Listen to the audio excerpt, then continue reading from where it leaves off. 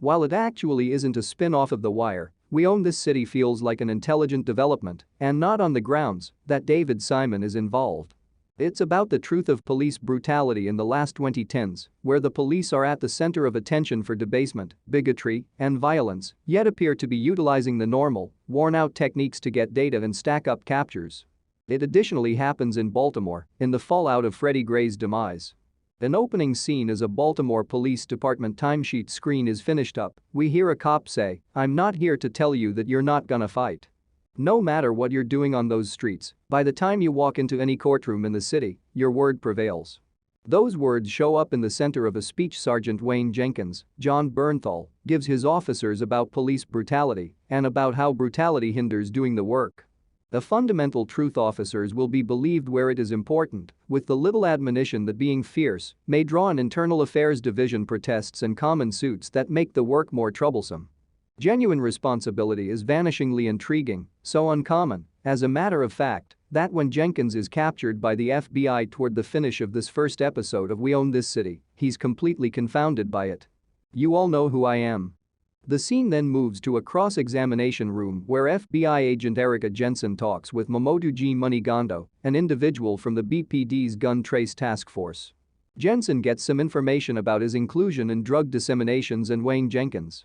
Jenkins' speech is undermined in more obvious ways, as well as series chief Ronaldo Marcus Green grafts in film of black men on the streets of Baltimore getting messed up, and Jenkins himself, as a young beat officer, threatening a street corner wino for sport. Bernthal is a totally electric entertainer. His work in Green's King Richard as tennis trainer Rick McSigh is one of numerous champion jobs, and he provides Jenkins with the strutting pomposity of that the cop framework helps him out and can be effortlessly taken advantage of. He's totally powerful while he's giving an official talk about police brutality or the adequacy of his gun trace track force, GTTF, when captures are down and crime percentages are spiking. Furthermore, he's a rooster of the stroll at work, as well, happy giving his direction through the office and provoking up his folks on the street. His statement has won, straight up to the stunning second when it doesn't. An order is laid out through run sheets, which represent the days and dates of police activities, yet there's still some flipping to and fro between 2017 and 2015, also those significantly sooner looks at a young, stick-whirling Jenkins muscling his strategy for getting around an area. Those pieces really do begin to add up powerfully, however, as Simon and Pelicanos, adjusting the genuine book by Baltimore Sun journalist Justin Fenton, underline the institutional disappointments of the police department significantly more vehemently than they did in The Wire.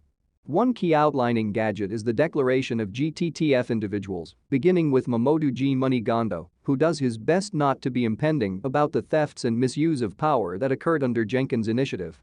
A questionable hunt and seizure work on a thought stash house kicks things off, however the base of GTTF's inconveniences goes back 2 years sooner to June 2015, when an examination concerning a progression of excess cases prompted a crash between task forces. In the suburb of Bel Air, Maryland, the most recent in a rash of excesses leads 2 agents from the Harford County Narcotics Task Force, David McDougal, David Karenswit, and Gordon Hawk, to a source in the city named Antonio Brill, Shropshire.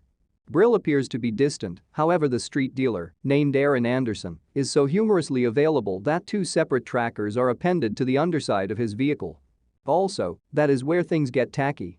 As McDougal and Hawk labor to orchestrate a strike on Anderson's condo, as well as the Red Roof Inn room where he's been dozing recently, GTTF individuals bust into the loft independently and wipe it out. Between the proof that the loft entryway had proactively been busted open and the subsequent tracker on Anderson's vehicle, a decision about the GTTF's tasks is reachable. However, it will require 2 years to arrive. However, meanwhile, the Baltimore Police Department is as yet acclimating to the aftermath of Freddie Gray's passing. Changing isn't exactly the same thing as improving. Dim was a 25-year-old black man who experienced lethal wounds while being shipped in a police van for his legitimate ownership of a blade. The fights in Baltimore, which an associate in the chairman's office is told to call an uprising instead of a mob, prompted calls for incredible examination of the department, yet where We Own This City gets the story, the outcome has been the terminating of the police commissioner, a chairman who would rather not run for reappointment, a 60% drop in captures, and a disturbing expansion in wrongdoings across the city. In this climate, the show sets its most clear hero and bad guy in conflict. Nicole Steele, Wunmi Masaku, a lawyer with the Office of Civil Rights, shows up in Baltimore anxious to uncover defilement and unprecedented violence inside the BPD. Her presentation seriously takes the cake. While heading to work, she gets the strange sight of residents shooting two police who are utilizing inordinate force to make a capture, yet leave the scene with the cameras on them. Nicole's decision thereafter feels like the right summation of what's going on inside the department post Freddie Gray. On the off chance that we need to police the correct way, we won't police by any means. And yet she and another Dodge lawyer, Ahmed Ian Duff, push ahead with an end goal to take the most terrible of the most awful off the streets. The most obviously awful of the most terrible is Daniel Hersl, who Josh Charles plays as the actual meaning of a bigoted hooligan, taking cover behind an identification.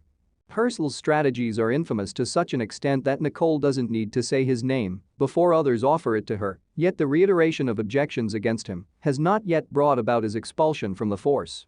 In the twice we see him in real life, Hersl pulls over a man apparently for running a stop sign, however really for driving while black, and later imagines a showdown with an honest suspect to hang a charge of attacking a police officer. The interfacing string is that Hersl could do without backtalk from the black men he lives to abuse and embarrass.